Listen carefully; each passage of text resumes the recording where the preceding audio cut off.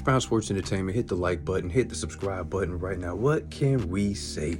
It's your host, F. Merritt, tuning in once again, giving y'all the update on the fight from last night. Jaron Boots Ennis took on Karen. That's right, the rematch. I know. The first fight was lackluster. I know the first fight, they went 12. I know the first fight, Jaron Boots Ennis was swinging for air at times, trying to get Karen up out of there. Karen was rotating up out of there, and he was running the first fight.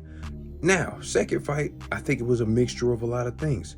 At times, Karen was sitting there. He was trying to go toe-to-toe with Boots. He fought a lot more. He was mixing up, rotating out, trying to use some angles on Boots. Boots was trying to go to the body, and he did a very good job of going to the body, mixing up body shots with uppercuts. I think, in my mind, he should have used, Jaron Boots Ennis should have used his jab a lot more, should have been a lot more patient. A lot of people were complaining about the advice his trainer, Mr. Bozy Ennis, was giving him. He kept telling him, hey man, let's get him out of there, But I honestly think Mr. Bozy Ennis should have told Jaron, hey, take your time, set it up, work the jab, stab to the body a little bit. But you know what? It was a couple things that was happening in that fight. Referee, I think it was Harvey Dock that was the ref last night. Salute to Harvey Dock. But he did the best he could. Karen kept on holding. It was a lot of holding. He actually had to take a point from Karen last night after several warnings. Jaron, he was getting pissed off a little bit. The fans were getting a little unruly when it came to Karen doing a lot of holding, but the man was holding on for dear life. Shit. Boots hit hard. Shit, I ain't mad at him, but at the same time, I think Karen was trying to hold Boots to frustrate him, make him make some mistakes. One thing we got to give Karen is he's not scared of Boots. I don't think he was scared of Boots, but I think he knows if he did not hold, he was going to be going to the body, and he was going to get up out of there. So that's how the first knockdown happened. I think it was a combination of body shot to uppercuts. Karen couldn't really take it. He had to take that knee, try to regroup, get himself together. Jaron Ennis, like I said, a lot of people are going to look at this performance and be like, oh, he's not ready for the big names. Oh, Terrence Crawford would kill him. Oh, Virgil Ortiz would beat him. Oh, he's not ready for anybody, blah, blah, blah. Like, bro, like anybody. I don't know why boxing fans do this. When it's a close fight, a not so good performance, and Jaron Boots Ennis, he won the fight hands down, but damn. You got to give Karen some credit, man. He's not a pushover. He's not one of those dudes you're just going to get up out of there. He fought totally two different total styles in those two fights with Boots. And at the end of the day, he was throwing, going punch for punch with Boots. He was trying to mix it up. He was trying to rotate out. It is what it is, man. He's got a chin on him as well. Jaron Boots Ennis, I think, needs to go to 54. The only reason why we're even having this rematch is because the other champions at 147 don't want to fight him. This is sad, man. We got to do something about this in boxing, because these guys will just hold the belts, tell the media, oh, yeah, well, I'm going to fight him. Yeah, no problem. Oh, yeah, I got you, no problem. Yeah, that's nothing. And then go fight somebody else.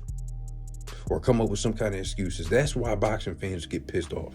Then you got a fight like this where it's a tough fight, not a close fight, but a tough fight, a fight that goes the distance, and everybody's looking at Boots like, oh man, I told you he wasn't that good. I don't want to hear that, bro. Salute to Philadelphia once again, coming out supporting their fighter. Okay, another sold out event.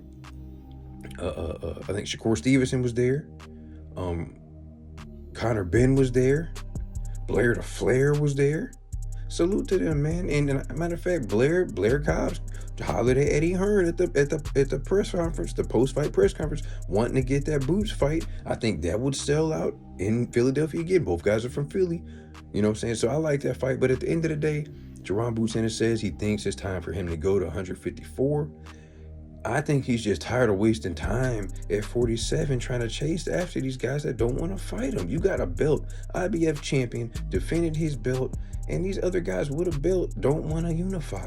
And like I said before in previous videos, I feel like these guys are trying to avoid Boots and wait for Devin Haney, Ryan Garcia, and Tio to come up to 147 pounds and get a big money matchup with them. That's basically what it is. They don't want to lose their fight. They don't want to lose their belt against Jaron Boots Ennis, but they'll gladly lose it for the biggest payday against Tio, Devin, and Ryan. So we'll see what happens next. But hey, if Boots goes to 54, I think we see a different Boots. I think we see a more powerful Boots. I think Boots can beat anybody at 54. I would love to see him against Erickson Lubin. What's his name? The champion that just beat Tim Tszyu for the IBF. So I think that's an easy fight to make right there. But then there's rumors of the Virgil Ortiz fight between the 5-on-5 Golden Boy and Matchroom boxing promotion over there in Saudi Arabia. So if that can happen, I think February 22nd, if that can happen with Virgil, I'd like to see that too. Let's make that happen, man. But at the end of the day, salute to Boots, salute to Mr. Bosey, salute to Philadelphia, man. Salute to Eddie Hearn, Matchroom for making that fight last night, entertaining fight. But it is some things that Boots needs to work on. It is some things that Boots does very, very well. And at the end of the day, you got to win. See, everybody talks all this crazy stuff. You got a knockdown, we got to win, and he won in dominating fashion. You can't get mad at that. But anyway, hit that like button, hit the subscribe button. Let me know what you guys thought about the fight. Is Boots ready for 154 pounds? Should he stay at 147 pounds and wait on some of these guys? It is what it is. Hit that like button, hit the subscribe button. It's your host, F. Merritt, Pound for Pound Sports Entertainment. I'm out.